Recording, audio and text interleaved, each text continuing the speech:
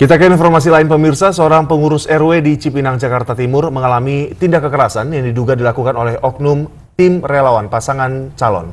Penganiayaan ini diduga dipicu karena pengurus RW menegur sekelompok warga yang dianggap membagi-bagikan sembako di masa tenang pilkada.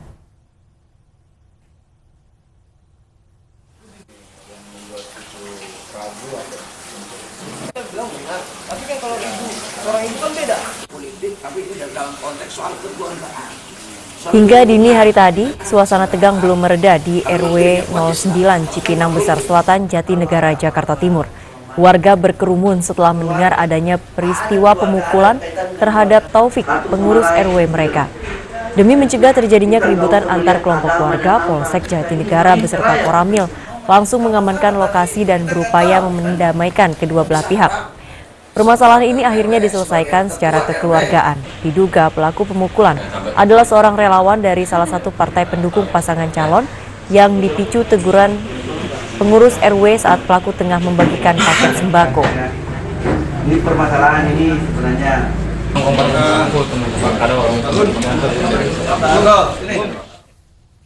pembagian sembako di salah satu rumah warga di RW 12 RW 9. Nah, oleh karena itu Pak Taufik langsung menegur ini karena ini hari tenang, tidak boleh lagi ada pembagian seperti ini. Pembagian sembako itu dari paslon nomor 2. Ya. Setelah kejadian itu, Pak Taufik sempat memvideokan juga. Akhirnya yang pembagian sembako itu pun bubar. Nah, setelah kejadian itu Pak Taufik langsung ke depan RW 09 ini untuk membuat TPS untuk tanggal 19 April besok. Tiba-tiba dari orang yang tadi ada kejadian pembagian sembako itu, salah menantunya datang ke sini menanyakan, "Halo, kenapa ada foto-foto, kenapa ada ini?" Dan terjadi pemukulan. Pak Taufik dipukul sampai terjatuh. Di Ciracas, Jakarta Timur, Badan Pengawas Pemilu DKI Jakarta mengamankan 6 karung paket sembako dini hari tadi. Paket sembako diamankan seorang yang memakai kemeja kotak-kotak yang identik dengan baju tim pemenangan salah satu kandidat gubernur.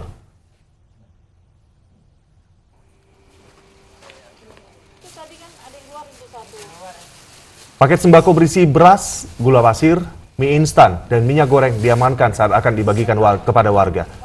Temuan Bawaslu berdasarkan laporan warga, salah satu tim sukses Ahok Jarot tengah membagikan paket sembako kepada warga Kelurahan Susukan, Kecamatan Ciracas, Jakarta Timur.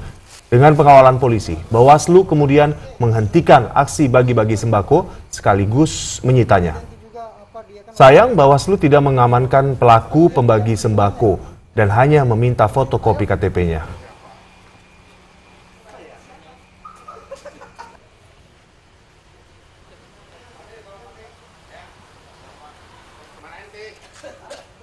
Masih dari kasus serangan sembako di masa tenang, malam tadi warga Pegadungan, Jakarta Barat menangkap seorang politik uang yang memberikan politik uang dilakukan oleh salah satu tim sukses pasangan calon. Ya, warga mengamankan barang bukti berupa 6 truk berisi sembako dan sejumlah kartu keluarga.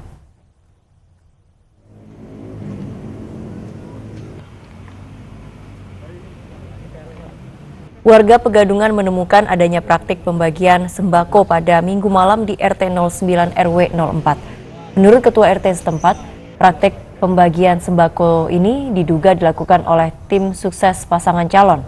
Saat ini barang bukti telah berada di Mapolsek Kalideres dan selanjutnya dibawa ke kantor Panwaslu Jakarta Barat sebagai bahan laporan dugaan politik uang. Pihak Panwaslu Jakarta Barat sendiri akan segera meminta keterangan para saksi dan pihak terlapor, serta mengkaji seluruh barang bukti yang sudah diterima.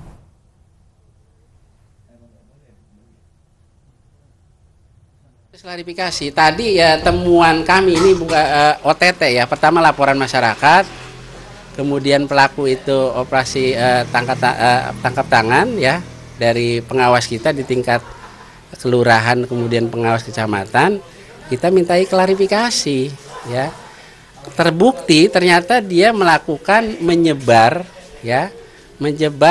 memberi kepada warga sembako dengan alat buktinya adalah yang pertama itu fotokopi KTP, kemudian yang kedua adalah fotokopi NKK. Jadi pada saat warga untuk menerima sembako dia harus buktikan dua alat bukti itu, yaitu yang pertama fotokopi KTP dan NKK. Nah, sembako sudah kita terima, ini sudah kita barang bukti sudah kita amankan di Panwaslu Jakarta Barat. Kita akan giring pelaku tersebut mengarah kepada pidana pemilu. Itu satu. Yang kedua, kita akan mintakan klarifikasi. Kita minta keterangan apakah ya pelaku tersebut pada hari tenang melakukan kegiatan kampanye. Kalau memang ternyata terbukti, ya nanti ada beberapa unsur-unsur yang mengarah kepada tindak pidana pemilu. Kita lakukan kajian di Sentra Penegakan Gakumdu bersama kepolisian dan kejaksaan.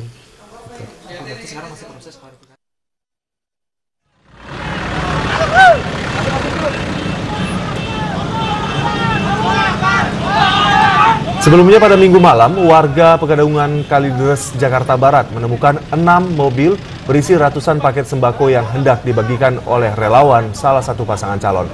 Warga curiga lantaran sejak siang, 6 truk pengangkut sembako masuk ke dalam area pabrik kertas di Jalan 1 Maret, Kampung Bulak Simpul, Pegadungan, Jakarta Barat. Bagi warga yang ingin mendapatkan sembako tidak dipungut biaya, namun hanya diwajibkan membawa fotokopi KTP dan kartu keluarga. Kegiatan ini dianggap meresahkan warga lantaran dilakukan di masa tenang pilkada.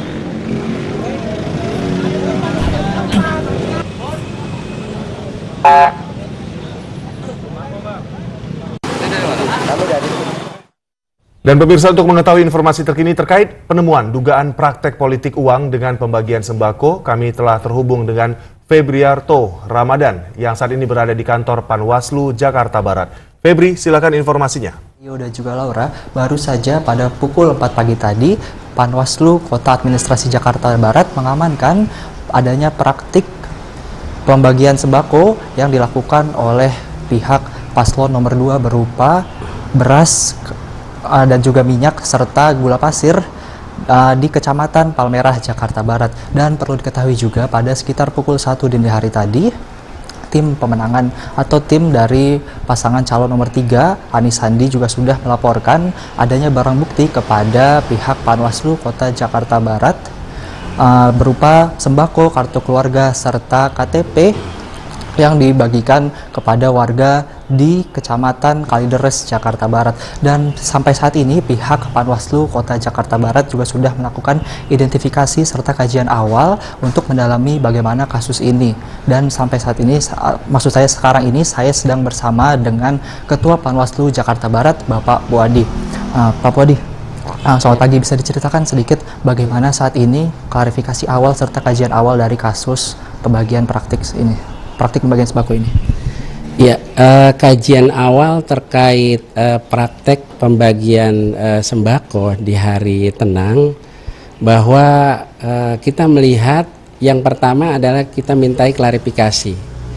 Jadi klarifikasi pelapor, kemudian juga kita minta klarifikasi terlapor, dan juga kita minta klarifikasi saksi yang menerima. Nah, untuk tadi kita coba untuk melakukan satu klarifikasi kepada pelapor. Kebetulan juga pelapornya ada dari tim paslon nomor 3. Nah, dan langkah selanjutnya kita minta klarifikasi dari tim terlapornya ya. Nah, sampai ke hari ini kita coba melakukan satu proses klarifikasi. Nanti akan terlihat pada saat kita mintai keterangan kepada terlapor, apakah nanti ada indikasi pelanggaran pidana atau tidak. Jika nanti memang ada pelanggaran pidana, maka kita harus proses dilanjutkan kepada Sentra Penegakan Gakumdu bersama kepolisian dan kejaksaan. Apakah nanti indikasi pelanggaran pidana ini memang betul-betul ada pidana pemilu atau tidak. Pak, berarti sampai saat ini masih klarifikasi awal, dan jika terbukti ada kesalahan, ini sanksinya seperti apa sih, Pak? Ya, kalau mengacu Polri dan TNI melakukan razia di sejumlah tempat hiburan malam di Makassar, Sulawesi Selatan Minggu malam. Dalam razia operasi Antik Lipu 2017, petugas menjaring 2 pengunjung yang positif menggunakan narkoba.